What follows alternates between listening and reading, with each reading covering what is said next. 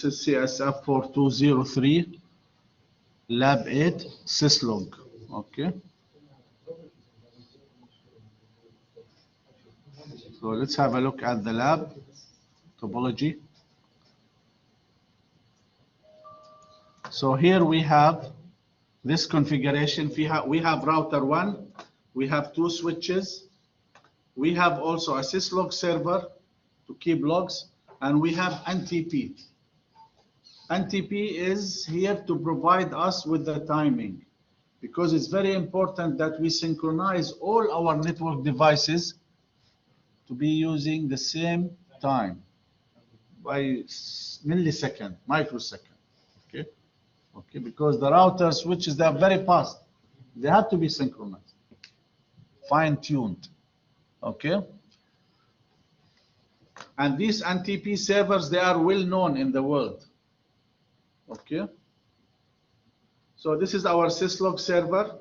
We are going to configure our switches, switch and router to send the Syslog to this, to send the logs to the Syslog server, and to use the to do timestamp using the NTP, the time received from the NTP. Okay. So this is our objective: configure Syslog, generate logged events like by switching off the laptop, switching off the computer, turning it on, shut down the loopback address interface, no shutdown, like that. Okay. So let's do that. The first command is we need to enable the Syslog service. So we need to click the Syslog in the services tab of the Syslog server. Okay. So let's do that. And then we will configure the router to send log events to the Syslog server by doing this command, logging, and to the IP address of the Syslog server. We'll do the same thing on the switch also. So let's do that. First of all, I will open my Syslog server. You see the Syslog server here. Click on it. Go to services. Okay. Services, and then you see Syslog. By default, it's off. Turn it on. When it's off, you don't have anything. Did you have messages before? Okay. Turn it on. Close this. You can clear the log, by the way, here. You can clear it also. If you click here, you see this one? It will clear whatever is there from before. So now Syslog is turned on. Now, nothing is happening. I need to configure my router and switch to send the Syslog, the log messages to the log server. So enable config terminal. Okay, and then Syslog and Syslog.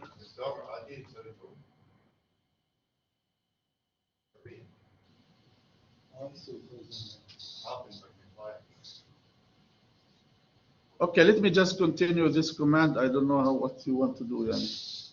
Come forward, please.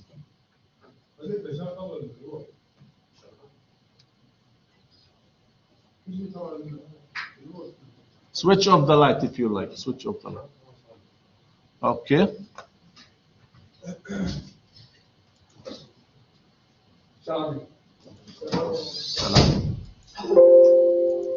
Okay, so we'll turn on our router.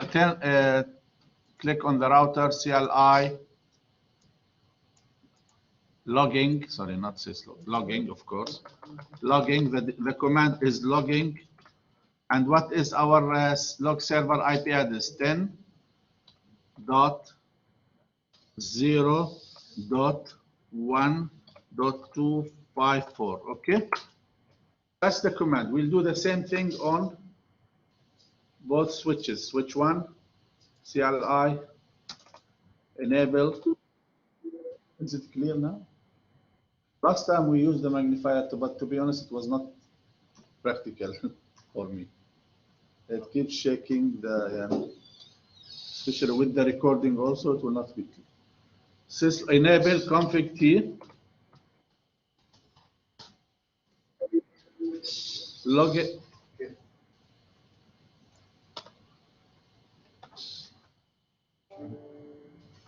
logging, and then the IP address of the Syslog server 10. So if you understand the logic behind it, it's easy to remember. 254, enter. Okay. Now the logs will have timestamp. Do you think? It will not have timestamp because we did not. We have to issue the command to get the timestamp. Okay.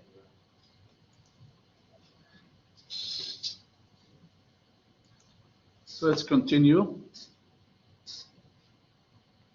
Now we need to change the status of interfaces to create event logs. We can go interface loop back 0 and shut down, and then no shutdown. Okay. So let's do that.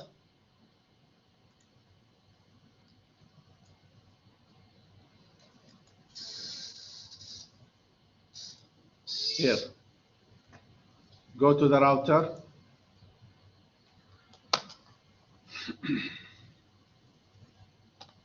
Interface loop back 0. Okay. Shut down.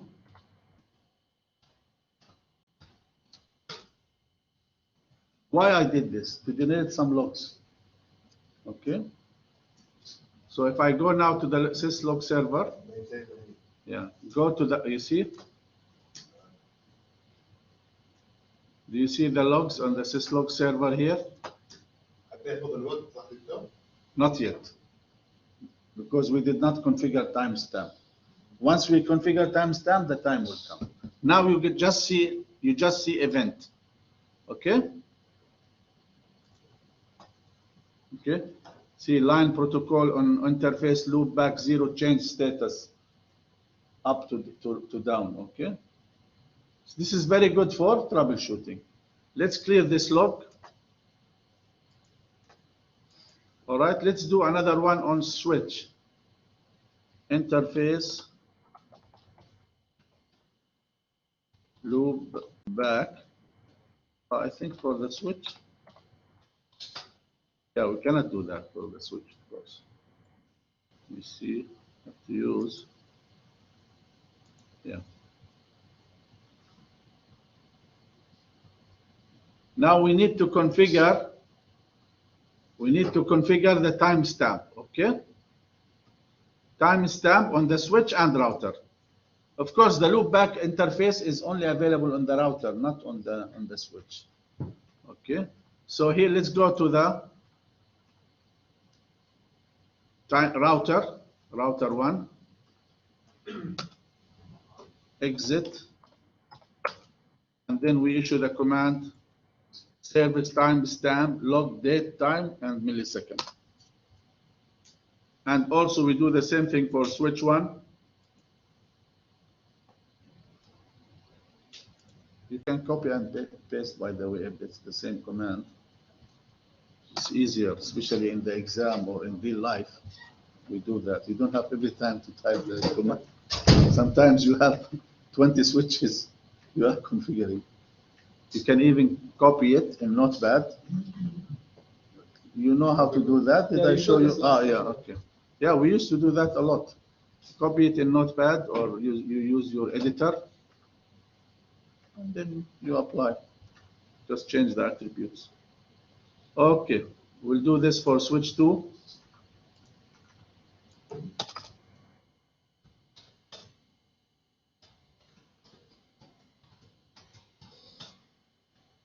Paste. Oops, no, sorry, I think I clicked one. Yeah. Okay, now if we go to router 1 and issue the command and go to interface loop back 0, and then if I go shut down,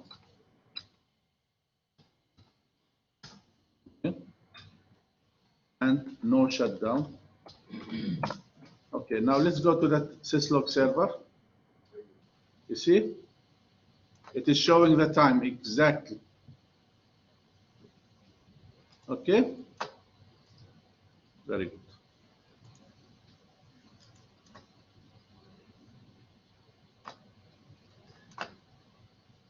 Now to configure, to enable the NTP service, so we are in this activity, we are assuming that the NTP service is being hosted on a public internet server.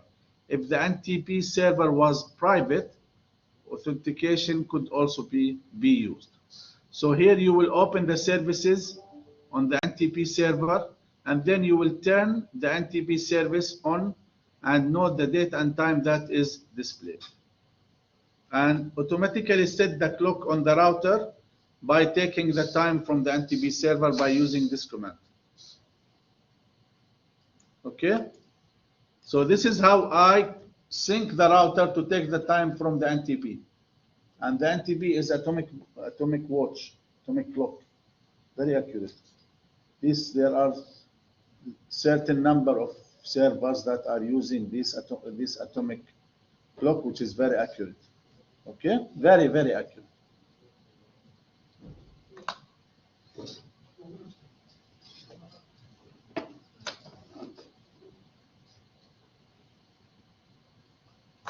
Let's do that. Click on the NTP, turn it on, services, NTP.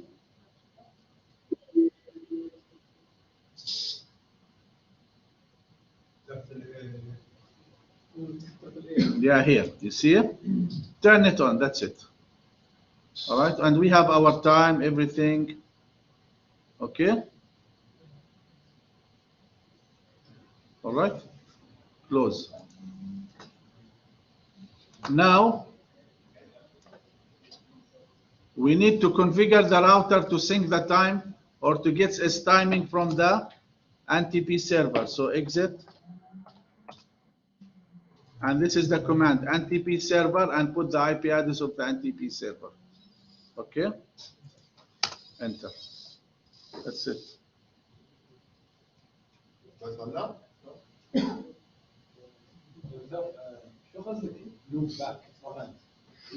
Loopback is the digital interface. If you want to check the connection on your Ethernet card, you ping yourself. Pinging the card itself is actually the loopback. 127.0.0.1. If I do loopback, if I ping the loopback and I get reply, this means that my network card, my TCP IP on my laptop is configured properly. Okay? Let's see if I have to do more things here. Is this the last step? Yeah. Now we need to enable configure router 1 to send its timestamp with logs that it sends to the Syslog server. So this is the command.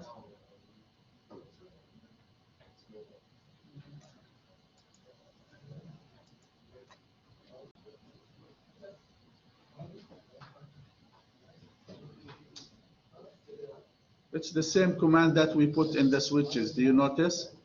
It's the same, of course. We have done that already. Right, to verify timestamped logs. Yeah, we have done this many times. You can also turn off laptop 1 and 2 and examine the syslog. Let's go to laptop 1 and 2, turn them on and off. I like that. Yeah. Here, just click here. On, off, on. Does it log a message when it's turned on? Of course. Yeah.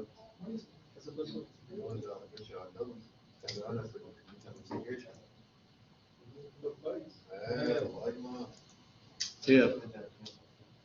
Everything is coming. Everything. Okay, so now I will turn this off.